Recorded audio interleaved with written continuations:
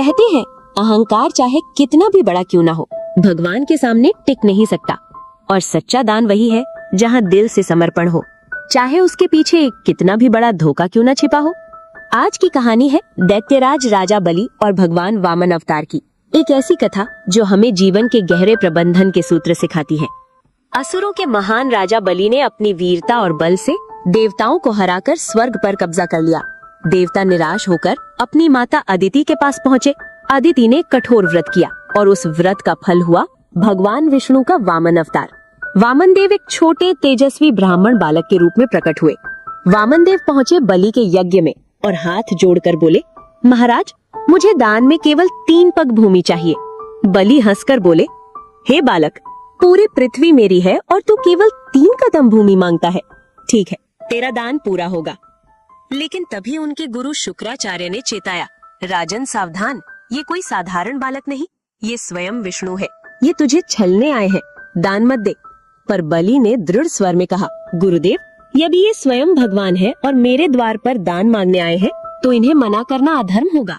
दानवीर बलि किसी को खाली हाथ नहीं लौटाता। बलि ने संकल्प करने के लिए कमंडल उठाया, लेकिन शुक्राचार्य सूक्ष्म रूप लेकर कमंडल की नली में जाकर बैठ गए ताकि पानी बाहर न निकले और दान का संकल्प ही न हो सके।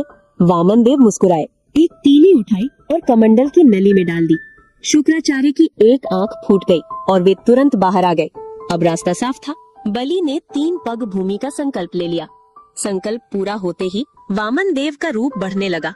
वो छोटे ब्राह्मण से विराट ब्रह्मांड स्वरूप बन गए। एक पग में पूरी पृथ्वी नाप ली, दूसरे पग में पूरा स्वर्गलोक। अब तीसरा पग शेष रह गया। वामन देव ने पूछा, महाराज, अब तीसरा पग कहाँ रखूं? राजा बलि का अहंकार टूट चुका था। वो बोले, प्रभु, तीसरा पग मेरे सिर पर रख दीजिए।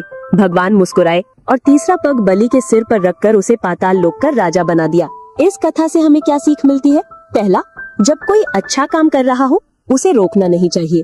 दूसरा, दान केवल वस्तु का नहीं बल्कि अहंकार का त्याग भी है। तीसरा, अच्छे काम भी पूजा पाठ की तरह है। शुक्राचार्य ने अच्छे काम को रोकने की कोशिश की और उसकी कीमत अपनी एक आंख खोकर चुकाई। इसलिए याद रखें, अच्छे कर्म कभी मत रोकिए, क्योंकि अच्छे कर्म ही असली पूजा है। आइए अब कहानी का दूसरा हिस्सा यानी वर्तमान में राजा बलि के गढ़ के बारे में जानते हैं। क्या आपने कभी सुना है एक ऐसे किले के बारे में जहां आज भी राजा बलि की कहानी जिंदा है, जहां इतिहास, पुराण और पुरातत्व तीनों एक साथ मिल जाते हैं? आज हम बात करेंगे बिहार के मधुबनी जिले में स्थित बलि राजगढ़ की, जिसे माना जाता है दानवीर राजा बलि की राजधानी। बलि ने दान में अपना सब कुछ समर्पित कर दिया। कहा जाता है कि बलि की राजधानी